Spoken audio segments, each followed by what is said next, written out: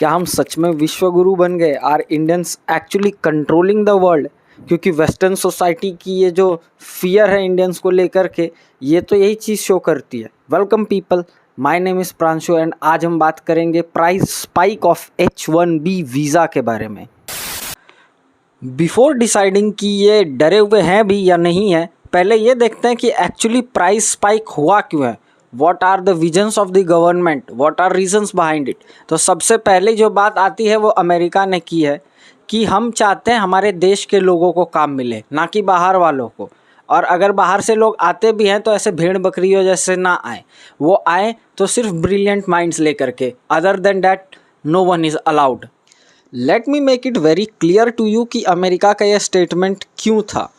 क्योंकि अगर तुम एक एग्जांपल लो एक इंजीनियरिंग कंपनी की, जो कि इंजीनियर्स को हायर करती है, तो अगर कोई फ्रेशर बंदा है जिसने अभी अभी इंजीनियरिंग ख़त्म की, उसकी हायरिंग के लिए उसे अमेरिका बुलाया जा रहा है, बट क्या उस फ्रेशर को $1 लाख भर करके कंपनी अफोर्ड करेगी? कभी नहीं।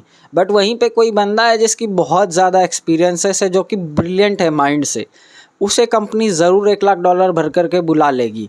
तो अमेरिका कभी भी ब्रिलियंट्स को पीछे नहीं छोड़ रहा है, क्योंकि उसे पता है कि उनकी कितनी बड़ी कॉन्ट्रीब्यूशंस रहे हैं उसकी ग्रोथ में। तो वो ब्रिलियंस को सीख कर रहा है, एज वेल एज वो फिल्टरेशन भी कर रहा है कि जो गधे हैं वो नहीं आएंगे, या जो थोड़े कम ब्रिलियंट हैं वो नहीं आएंगे। Sorry for the word, but that's what they think. God bless America. And you know कि वो कैसे इस चीज़ को जस्टिफाई कर रहे हैं।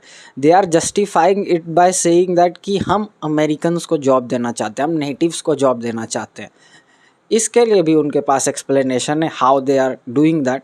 क्योंकि वो कहते हैं कि जो अमेरिकन्स को पेमेंट वहाँ पे 50,000 पे रखते वो लोग जॉब पे, ठीक है, उसके बजाय कंपनीज क्या करती हैं कि वीज़ा दे करके दूसरों को 30,000 में जॉब पर रख लेती है, दूसरे चीप लेबर कंट्रीज से लोग बुला करके। एंड इस चीज़ को अमेरिका सपोर्ट नहीं करना चाहता, इसके लिए उसने इतना ज़्यादा चार्ज लगा दिया कि तुम चार्ज भर के ला ही नहीं पाओगे, तो इससे अच्छा है तुम 50,000 भर के इसी को दे दो। That's what they are telling. But इसके पीछे बिग पिक्चर में कहीं ना कहीं खेल कुछ और हो सकता है।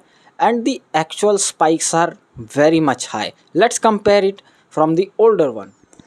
The actual price, the old price of H1B visa was $2,000 to $5,000, और ये बहुत ज़्यादा नहीं थे क्योंकि चार्जेस लगते हैं इतने। बट अचानक से जब बढ़ा तो सीधा चेंज आया $1 लाख।